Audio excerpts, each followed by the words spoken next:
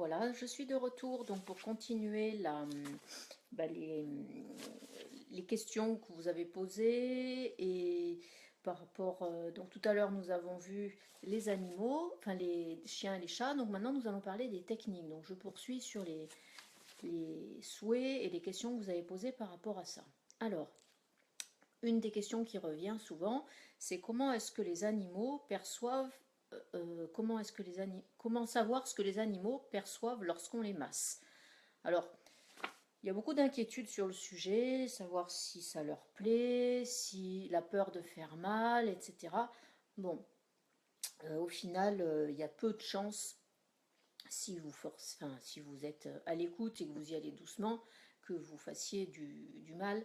Donc le plus simple pour savoir ce que les animaux ressentent, c'est simplement de les observer et puis de voir quelles sont leurs réactions. Donc c'est leur langage à eux, le langage, c'est leur langage non verbal. De la même manière, variez-vous votre façon de les masser, de les toucher, parce que c'est comme ça que vous vous apercevrez que certaines zones, sur certaines, qui préfèrent qu'on travaille sur certaines zones ils préfèrent qu'on appuie plus ou qu'on appuie moins. Voilà, ça va vraiment être particulier. Donc, et puis, en fonction de ce que vous percevez, commencez toujours avec l'idée de d'abord l'aspect, le poil, la caresse du poil, ensuite un peu plus profond la peau, ensuite on va sur le muscle et plus profondément on est sur l'os. Donc l'idée c'est de doser et de commencer léger et d'aller de plus en plus profond et de voir comment est-ce que les animaux accueillent en fait votre toucher et quel est celui qu'ils préfèrent en fonction des différents endroits du corps, parce que ça va être variable. Ça sera pas ils n'auront pas les mêmes réactions sur toutes les zones. Voilà, donc j'aurai l'occasion d'y revenir sur ce sujet, mais voilà déjà quelques bases comme ça pour éviter de s'inquiéter. Donc être à l'écoute et regarder les réactions. Alors, autre question, c'était les conséquences d'une contracture musculaire. Comment... Désolée pour ce petit intermède. Donc, les conséquences d'une contracture musculaire.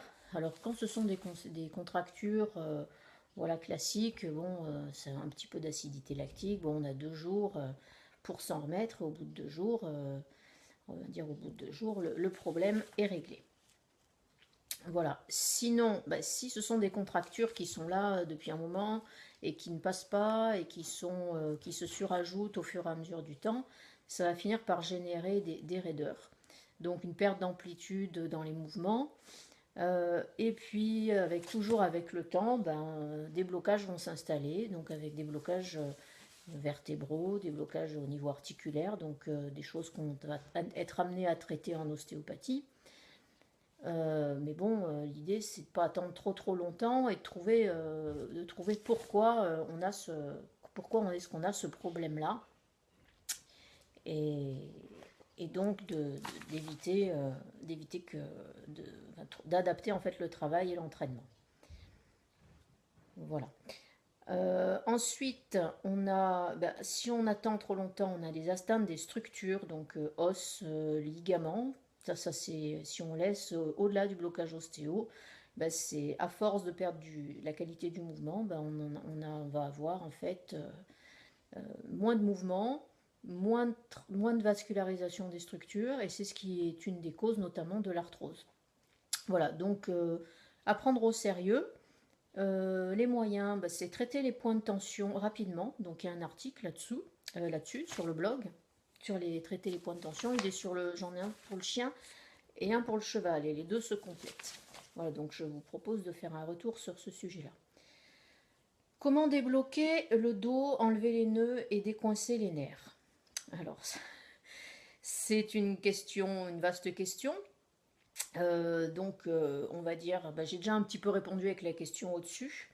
Donc, ce que je peux vous conseiller par rapport aux articles qu'il y a sur le blog, c'est de regarder tous les articles sur les points de tension, sur les massages shiatsu, sur le stretching.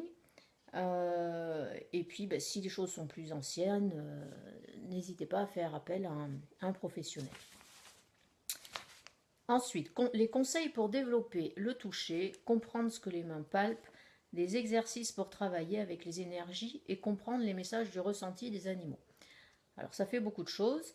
Donc pour répondre à ces questions, ben, on a déjà pas mal de choses dans le blog. Donc les articles qui concernent le toucher. Donc l'article sur le ballon notamment, le ressenti avec le ballon, ça c'est un article très intéressant que vous pouvez faire régulièrement qui permet de sentir l'énergie, la respiration des tissus.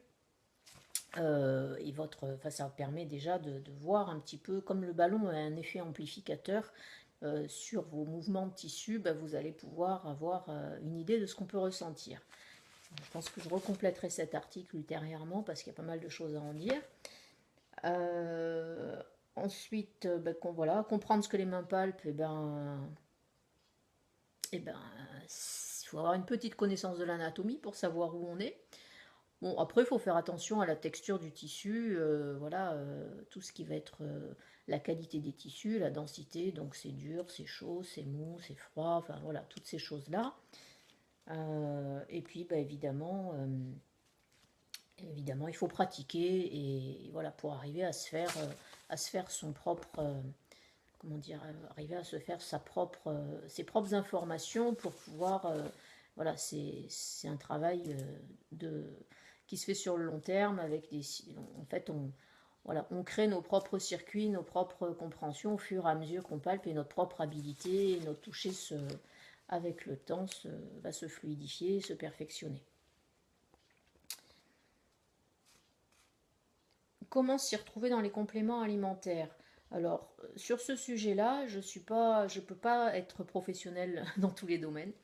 Donc, en général, il y a voilà, comme je vous l'ai dit, il y a sur le système locomoteur, bon, j'en ai parlé au niveau des chondroprotecteurs, de l'arpagophytum, voilà, il y a ce type de produits. Après, sur la qualité des produits en eux-mêmes, faut se renseigner sur le processus de fabrication, c'est le plus simple. Et voilà, se méfier de ce qui est pas trop, des fois les produits qui sont pas très chers ne sont pas de très bonne qualité, mais c'est pas forcément toujours le cas. Donc se renseigner sur comment sont faits les produits, c'est déjà une bonne base. Alors les soins pour les pathologies de ligaments, donc ligaments croisés, entorse. Alors les soins, tout dépend du niveau d'atteinte des structures. Quand c'est une atteinte irréversible, c'est-à-dire avec rupture au niveau des ligamentaires, eh bien, on n'a pas trop de choix que passer par l'opération. En principe, c'est ce qui se passe. Et après, une fois que ce stade de l'opération est passé, on peut aider à la récupération, donc travailler en fait plus sur... alors dans l'eau, c'est une rééducation, c'est de la kinésithérapie comme on fait pour les humains. Donc marcher dans l'eau, nager, voilà. Après, il y a d'autres, maintenant il y a des centres de physiothérapie qui se mettent en place, autant pour les chiens que pour les chevaux, donc autant en profiter. Au niveau des massages, c'est toujours possible effectivement de travailler sur ces zones-là. Massage, donc des zones pour détendre, et puis mobilisation surtout des structures qui ont souffert en y allant petit à petit et évidemment en travaillant sur l'ensemble de l'animal parce que il a sûrement compensé avec le temps en fait ses problèmes de boiterie puisqu'il n'a pas plus forcément utilisé un membre. Voilà. Mais bon, après ça dépend vraiment de la gravité des atteintes. Donc dans un cadre, on est dans de la kiné et dans l'autre, on est, si c'est pas trop grave, on peut être dans du soutien, dans la récupération, activer la circulation en massant, etc. Avec éventuellement des produits, avec application de produits locaux, etc. Et puis un peu de kiné. Alors les massages avec les huiles essentielles, je n'ai pas grand chose à dire là-dessus. Je pense qu'on ne peut pas masser en entier un animal avec des huiles essentielles, ne serait-ce que parce que les huiles sur le poil, bon. Mais par contre, l'usage d'huiles essentielles sur certaines parties du corps, en cas d'atteinte, par exemple justement en cas d'atteinte d'entorse, de problématiques ligamentaires, oui, il y a des huiles essentielles qui sont tout à fait adaptées pour soulager la douleur, pour favoriser la circulation, pour aider à la réparation des tissus. Donc là, ce sont les mêmes que pour les hommes. Donc il y a il y a tout un tas d'informations sur le sujet que vous pouvez récupérer là-dessus. Alors, dans la pratique, j'ai certaines personnes qui me disent comment est-ce que je fais quand j'ai une appréhension sur l'animal ou certains animaux. Eh bien, l'appréhension, je dirais, soit c'est parce qu'on ne les connaît pas bien, soit c'est parce qu'il y a un autre problème. Mais donc la première chose, c'est d'apprendre à connaître le type d'espèces avec lesquelles on veut travailler, ou en tout cas d'avoir les codes de base de leur fonctionnement. Mais quoi qu'il en soit, si vous n'êtes pas, si vous n'êtes pas tranquille, si vous vous sentez pas à l'aise, ça va pas être de bonnes conditions pour travailler. Donc dans ce cas-là, il vaut mieux s'abstenir et passer le relais. Voilà, le temps d'avoir maîtrisé son appréhension ou de comprendre pourquoi. Voilà, après on peut apprivoiser, y aller petit à petit, mais c'est pas des conditions favorables évidemment. Alors, comment optimiser l'alimentation, les lieux de vie, l'environnement de nos animaux? Alors, pour optimiser tout ça, faut regarder au travers de la physiologie de l'espèce et quels sont ses besoins essentiels. Un cheval, ça n'a pas les mêmes besoins qu'un chien, c'est pas le même type d'alimentation. Donc à partir du moment où quelque chose ne colle pas, je dirais regarder l'animal, quels sont ses besoins essentiels à l'origine, comment est-ce que ça fonctionne pour lui, sans chercher à faire des choses très compliquées, parce que maintenant il y a tout un tas de croquettes spécialisées ou d'aliments spécialisés. Mais bon, au final, en général, un cheval, c'est un herbivore. Le plus simple pour lui, c'est de manger de l'herbe. Je grossis un petit peu volontairement. Et un chien, c'est un carnivore. Il n'est pas croquetivore, ni plus que le cheval soit granulivore. Donc voilà, il faut aussi regarder ce genre de choses. En cas de problème, revenir à des choses simples, c'est pas mal pour éviter de se prendre la tête. Voilà. Donc ça, c'est des questions d'ordre général. Après, évidemment, en fonction des problématiques des individus, des problèmes que eux ils peuvent avoir au niveau de leur santé, etc., il faut évidemment prendre tout ça en compte et l'adapter. Alors, j'ai peur de faire plus de mal que de bien avec les massages ou autres approches. Donc, j'ai déjà répondu, ou shiatsu et massage, etc. Comme j'ai dit, vous ne forcez pas. Observez l'animal, écoutez-le. Le plus grand risque, alors on va dire d'un point de vue statistique, c'est que vous n'ayez pas d'effet. Donc, au pire, c'est pas très grave. Tant qu'effectivement vous respectez la règle de ne pas forcer dans vos exercices. Voilà. Alors, se former en crânio-sacré, énergie et toucher. Donc, de toute façon, à terme, je vous proposerai, je suis en train d'en préparer des formations sur le sujet. Il y a aussi possibilité de stage pour ceux qui veulent se déplacer. Et évidemment, vous pouvez avoir des formations aussi qui s'effectuent dans les écoles, dans différentes écoles. Donc là, après, c'est à vous de voir quel type de contenu vous voulez, et puis questionner les écoles pour voir ce qui correspond le mieux. J'ai pas d'avis particulier à donner, je peux pas toutes les connaître, évidemment. Alors, les livres, c'est bien pour apprendre, mais c'est complexe de faire tout seul. Oui, c'est vrai. Mais en l'occurrence, c'est une base qui est importante et qui permet aussi de découvrir de nouvelles choses et puis lire différentes choses. Ça permet aussi de mieux cerner les problèmes, enfin de mieux cerner les approches plutôt. Et puis voilà, c'est de la culture, donc c'est intéressant, donc il ne faut surtout pas s'en priver. Je regrette de ne pas avoir fait ostéo ou kiné. Comment faire maintenant? Alors, disons que si c'est trop tard pour envisager ce type d'études, je dirais qu'il faut passer par les voies détournées, c'est-à-dire faire des formations qui sont destinées aux particuliers pour le bien-être des animaux. Et puis, donc ça peut être de l'ostéo, enfin de l'ostéo non parce que c'est plus 5 ans d'études, mais disons que voilà, apprendre des techniques de massage, apprendre le shiatsu qui peut être très intéressant et qui se fait en beaucoup moins de temps qu'une école d'ostéopathie, certaines formations en ligne. Enfin, il y a vraiment le choix pour trouver un certain nombre de choses et de toute façon, au fur et à mesure, vous affinerez votre toucher et Et puis bon, bah, après, de toute façon, c'est quelque chose qui évolue en permanence. Dans votre pratique, vous allez progresser. Donc, vous en êtes à ce point-là aujourd'hui, mais dans 10 ans, ce sera différent. Et on apprend tous les jours avec les pratiques manuelles. Donc, je pense qu'il faut, voilà, si c'est vraiment quelque chose qui vous intéresse, il faut mettre le nez dedans et les mains. Et puis voilà, et puis les choses vont se faire petit à petit, et puis vous allez développer votre sensibilité, et puis bah, vous verrez bien ce que vous vous êtes amené à faire, et puis éventuellement aussi, bah, ça permet aussi de savoir où sont nos limites, hein, parce que de toute façon, rien ne marche à 100%, et personne n'a réponse à toutes les questions. Donc l'idée, c'est de rester humble, et puis aussi de se faire plaisir, et de continuer de progresser. Donc je vous souhaite... pour tout cela, je vous souhaite de continuer dans votre démarche et surtout de vous faire plaisir. Comment être efficace dans ma pratique de toucher? La recherche de résultats en rapport avec les actions mises en place en cas de problème. Alors, comment être efficace?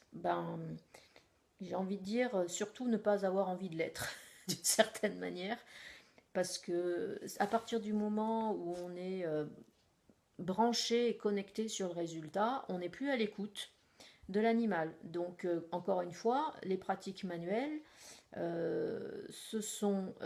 y a des techniques qui ont montré une efficacité, mais une même technique ne peut pas reproduire le même résultat dans 100% des cas, simplement parce que chaque cas, chaque individu est différent et a une capacité à s'adapter, mais également, je veux dire, comme je vous l'ai dit, on donne la possibilité dans les thérapies manuelles à l'animal de s'auto-réguler, de s'auto-guérir en lui proposant des informations qui permettent de le rééquilibrer, donc par des actions manuelles. Mais il suffit, tout le monde n'est pas, enfin voilà, il y a des moments où ça va moins bien fonctionner parce que l'animal est plus ou moins fatigué, que son organisme va estimer que la priorité c'est pas de s'occuper de ça, mais peut-être d'autres choses. Donc, ne pensez pas à votre efficacité parce que ça va être très pénible pour vous parce que vous allez souvent être déçu.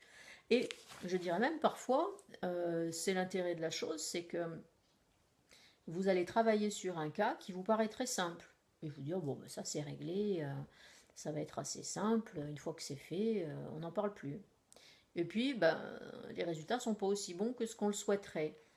Et puis parfois, vous avez des cas où vous dire, oh là là là là, alors là, je pars vraiment de loin. Je ne suis pas sûre que ce soit de mon ressort. Peut-être qu'il faut faire venir d'autres professionnels, vétérinaires, enfin bon, etc. Et puis, bah, vous vous rendez compte au final que celui-là, bah, c'est peut-être celui qui au final, ou sur lequel il y a eu les meilleurs résultats, c'est-à-dire que c'est lui qui a donné la meilleure réponse euh, à ce que vous lui avez proposé. Et c'est pour dire, pour relativiser, que bah, voilà, vous êtes simplement un canal d'une certaine manière, et ce que l'individu va en faire, bah, vous ne pouvez pas le prévoir. Voilà.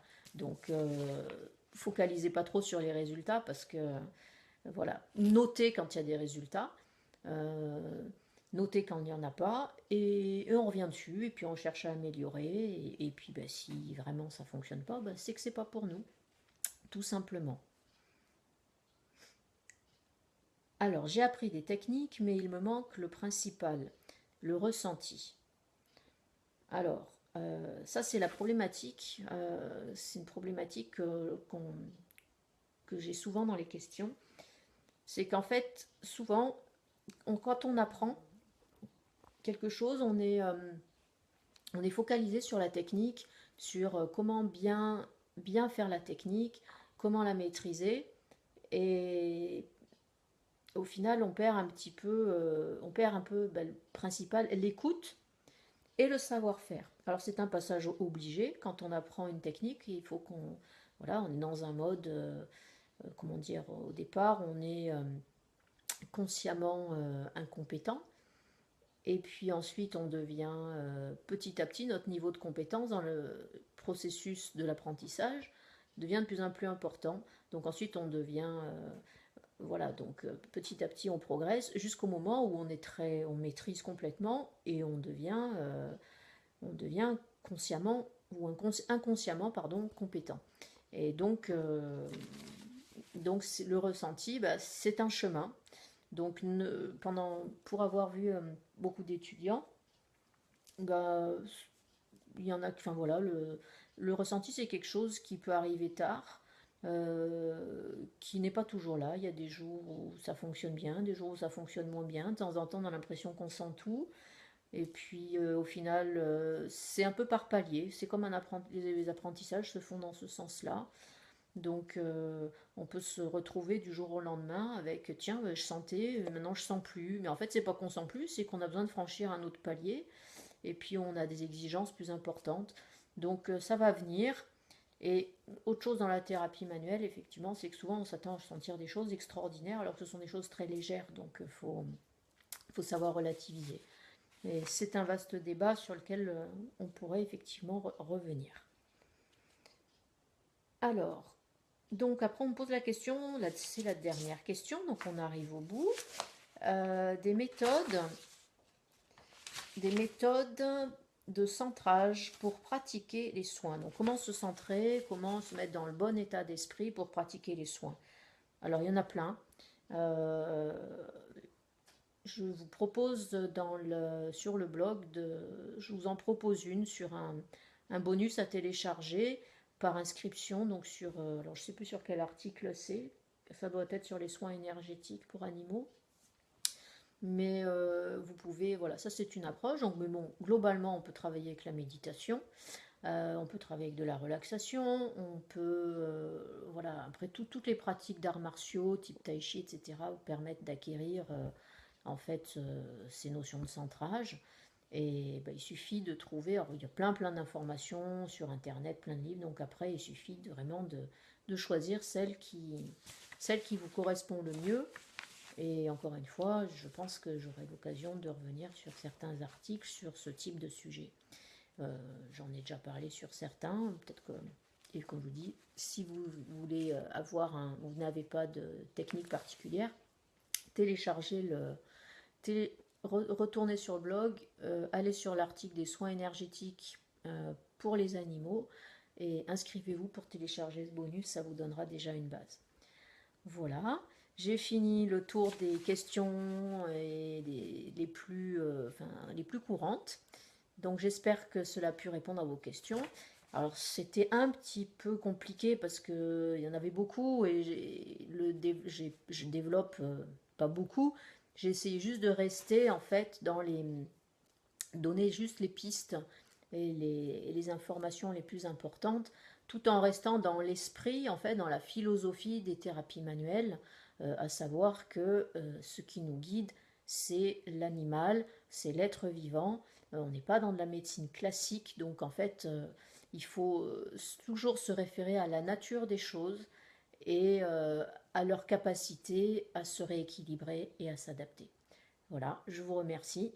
Si vous avez des questions, n'hésitez pas à me contacter, donc soit en dessous du blog, soit sur la vidéo, en dessous de la vidéo. Voilà, il y a plusieurs moyens de le faire. Merci et à bientôt. Au revoir.